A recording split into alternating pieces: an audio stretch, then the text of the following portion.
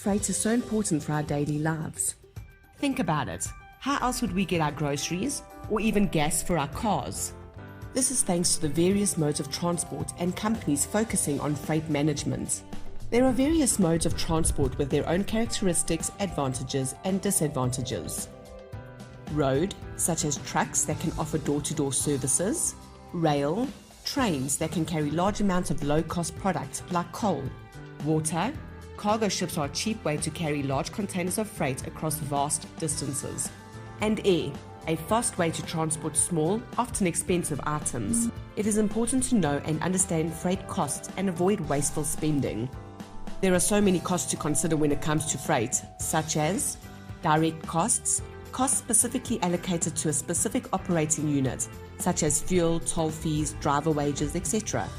Indirect costs, also called overheads, include admin and office staff salaries, rentals, and so forth. Fixed costs, or standing costs, are set and do not change according to distances traveled, etc. Some examples here are operator licensing costs, vehicle insurances, etc. Variable costs, they vary according to the number of hours, days, and distance covered by vehicles. This also includes fuel, road charges, etc. To operate a fleet of trucks, two sets of costs are involved. Fixed costs, like depreciation cost of the vehicle or vehicle lease costs, crew salaries and wages, insurances, licenses, and other regulatory costs. And operating costs, fuel, maintenance, spares, tires, toll roads, etc. The carrier would calculate a rate per kilometre to ensure that these costs are all covered. Examples of these costings can be seen in your practitioner's guide. Route and load planning is an essential part of freight management.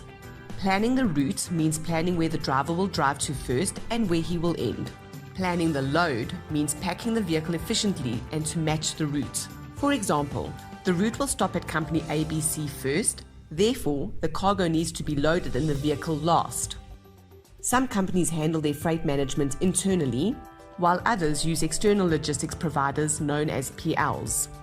Here, a company can choose between 3PL, 4PL, 5PL, and even 7PL, depending on their requirements. Some advantages of using a logistics provider is it assists with cost saving, increases capabilities, it's convenient, and it offers flexibility. Disadvantages, however, include company loses direct control, the company may become too dependent on the logistics provider, distance between logistics provider and the company, and potential loss of reputation.